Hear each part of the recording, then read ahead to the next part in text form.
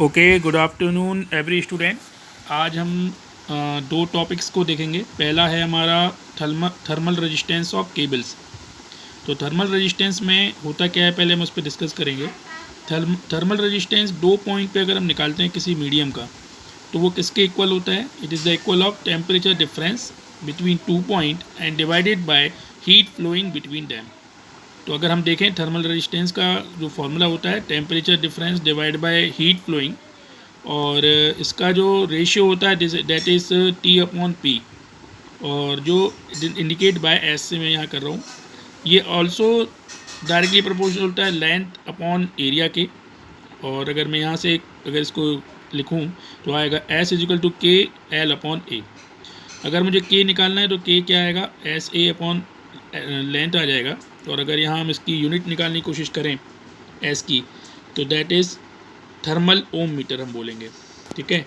अगर हम किसी भी एक केबल का कंडक्टर निकालने की कोशिश करते हैं, फॉर एग्जांपल मान लीजिए एक कंडक्टर है, सिंगल कोर कंडक्टर है जिसका लेंथ है 1 मीटर और रेडियस ऑफ द कोर हमने R ली हुई है, और R1 जो है वो इनसाइड रेडियस ऑफ शीट, मतलब जहाँ बाद में जो आप देख रहे होगे R1, यहाँ से पूरा ये R1 है, यहाँ ये R है, और हमने एक छोटा सा पार्ट यहाँ लेके रखा हुआ है ताकि हम थर्मल रेजिस्टेंस निकाल सकें। That is small dx।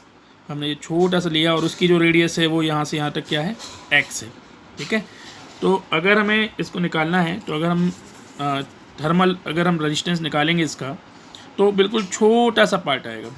ठीक है, छोटा सा पार्ट आएगा, दैट इज ds। अगर हम छोटे से पार्ट का निकाल रहे हैं पहले, फिर हम पूरे का निकालेंगे, तो दैट इज ds। और लेंथ को हमने मान रखा है 1 मीटर। इस चीज़ को ध्यान रखिए। According to formula S equal to के लेंथ अपॉन एरिया होता है। ठीक है। तो यहाँ क्या आ गया? छोटे सा पार्ट के लिए dx आ जाएगा 1 इंटू dx, और एरिया क्या हो जाएगा? 2। हमारे जो नीचे जो पार्ट है वो पूरा हम पार्ट कितना ले लेंगे? 2 पाई x ले लेंगे। ओके। तो 2 पाई x जब हम यहाँ लेंगे एरिया फॉर्म में, क्योंकि यहाँ पे देखिए वैसे तो एरिया क्या होना चाहिए? लेंथ इंटू ब्रेथ होता है। यहाँ लेंथ 1 लिया है, इसलिए आपको 2 पाई x दिख रहा है, नॉट अ सर्कमफ्रेंस। जब इसका हम इंटीग्रेशन करेंगे विद रिस्पेक्ट टू कहाँ से कहाँ तक होगा, देखिए हमें कहाँ से कहाँ तक निकालना है? R से हमें कहाँ तक निकालना है? यहाँ तक का थर्मल रेजिस्टेंस निकालना है, क्योंकि यहीं के बीच में हम क्या डालेंगे? इंसुलेशन डालेंगे। तो हमने क्या किया? विद रिस्पेक्ट टू R से R1 इसको जब हमने किया, तो आप पाओगे कि k into D x upon 2 पाई x में हमने जब करेंगे डिफ्रेंशिएशन, तो क्या होगा? आप जानते हैं x के रिस्पेक्ट में हो रहा है, तो यानी कि log आ जाएगा। तो ये log आ गया, और बाकी चीज़ कांस्टेंट है तो ये बाहर आ जाएंगी, और जैसे ही ये बाहर आएंगी तो ये फॉर्मूला जो आएगा k अपॉन 2 पाई log k1 अपॉन r। तो this is the formula S complete for one single core cable के लिए थर्मल रेजिस्टेंस निकालने का फॉर्मूला होगा। इसकी यूनिट अगर हम देखेंगे तो यूनिट क्या आएगी? ये यूनिट ओम में आएगी, है ना? ओम में यहाँ पे काउंट होगा, ये चीज़ आपको ध्यान देना है। और बेसिक जो दो फॉर्मूले जो मैंने आपको बताया है वो ध्यान रखना है कि थर्मल रेजिस्टेंस जो है that is temperature difference upon heat flowing, और इसके अलावा लेंथ अपॉन एरिया भी है। और इसकी यूनिट आप क्या लेंगे? थर्मल ओम्स लेंगे। और जो मैंने सिंगल कोर केबल के लिए कैलकुलेट करने को आता है, तो अब इस तरीके से कैलकुलेट करेंगे।